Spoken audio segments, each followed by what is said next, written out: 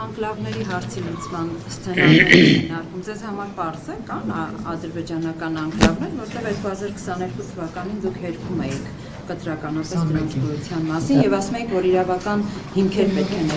ներկայացվեն։ Ես ասել եմ նաեւ, որ մենք այդ իրավական հիմքերը չունենք եւ ասել եմ, որ process-ում պետք է տեղի ունենա հետեւյալ Ադրբեջանը իր հիմքերը պետք է բերի, մենք մեր հիմքերը պետք է բերենք եւ հետեւաբար երբ որ դա տեղի կունենա, այլ իմ դիրքորոշման մեջ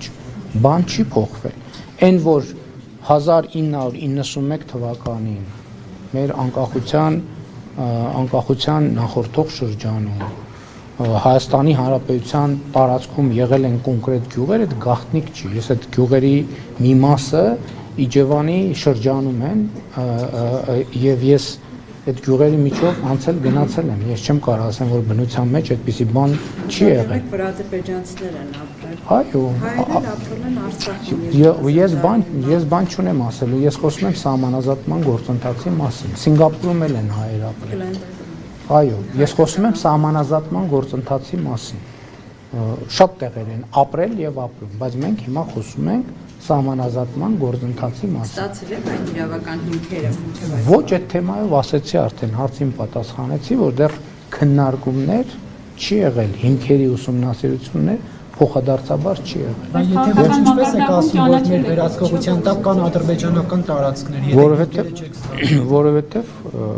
այդտեղ մենակ անկլավների թեման չի, ուրիշ թեմաներ էլ կա։ Իսկ անկլավները նկատի չունեք ձեր այդ պնդմամբ։ Այդ իմ պնդմամբ նկատի ունեմ, որ 1991 թվականի Ալմաթայի հռչակագրի հիման վրա մեր տարածքային ամբողջականությունները պատկերացնելով մենք ունենք խնդիր եւ որ մեր տարածքներն են օկուպացիայի ներքո եւ որ իրենց տարածքներն են օկուպացիայի ներքո որոշակի։ Ես հիմա եթե որպես ձեր հարցին պատասխանեմ, պետքա սահմանազատում իրականացնեմ։ Ես նկատի ունեմ կամայական տարածք, որը գնում է այդ կարգավիճակի վրա։ Հիմա աչքաչափով կարող ենք ասել ինչի մասին է խոսքը, բայց դա լավ ժանր չի, որովհետև մենք իրավական process-ը թողած մտահանգումներով ենք առաջնորդում։ Պարոն Փաշինյան, ես կրկին Բայրամովի հայտարարությունն արագ դուք ասում եք բանավոր չեք պատասխանում այդ թեզերին, բայց այնտեղ կար մի միտք, որ դուք որ ժամանակ եք խնդրել, հետո չեք փորձել լուծել, պատճառաբանելով, որ Հայաստանում ձեզ կսպանեն։ Ինչ մտահոգություն ունեիք, ով ձեզ պետք է սպաներ եւ քանի որ ձայնագրությունների գաղտնալսումներից խոսք եղավ, Սերժ Սարգսյանը ժամանակի նախընտրական շրջանում մի ձայնագրություն էր հրապարակել կրկին բանակցությունների հետ կապված։ Չմեջբերեմ ինչ ձայնագրություն։ Այսինքն հիմա բանակցությունների ընթացքում դուք նման արտահայտություններ շատ եք անում, որ բանակցությունները փաստորեն միտեղ արդեն դուք ասել եք, որ խոստովանել եք այդ ձայնագրության մեջ դուք խոստովանել եք, որ բանակցությունների ժամանակ դուք ձեզ կներեք գժի տեղ եք դնում, որպեսզի իրավիճակը փրկեք։ Հիմա Բայրամովն էլ այս մի հայտարարությունն է արել։ Հիմա ինչպես հասկանանք այս ամեն ինչը եւ արդյոք դուք բանակցություններում նման բան եք ասել։ Գիտեք, ինչ ես էլի եմ ասում, բանավոր ժանրը ինքը շատ վտանգավոր ժանր է, որովհետև բանավոր ժանր նույնիսկ հրապարակային տեսախցիկների առաջ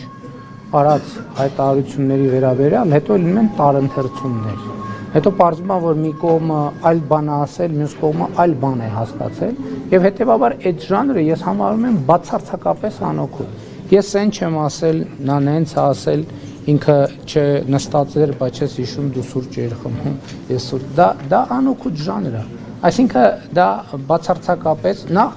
ես կարող եմ ասել, որ այն հանդիպումները, որին Ադրբեջանի արտաքին գործերի նախարարը հղում է անում, ինքը ոչ միայն դրան չի մասնակցել, ինքը այդ ժամանակ արտաքին գործերի նախարար չի ելել։ Ինքը բոլորովին ուրիշ պաշտոն, այսինքն ինքն էլ լսել է ուրիշից, գուցե այդ ուրիշը լսել է ուրիշից, գուցե այդ ուրիշը լսել, ես չգիտեմ, բայց ես ներողություն եմ խնդրում, բայց ասում եմ առավել ևս այն մարդու ասածը, որը այդ ժամանակ չի եղել այդ կարգավիճակում անիմաստ։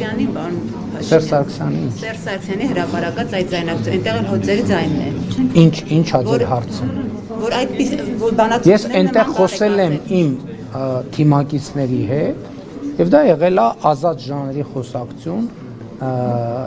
արտոնին խոսակցություն, Բայց այն դեպքում դրսևորել է։ արտոնին խոսակցության ժամանակ կարող են ձևակերպումները լինել ընդարձակ եւ ստեղծագործական։ Դա չի վերաբերվում միայն ինձ, դա վերաբերում է նաեւ ձեզ բոլորին։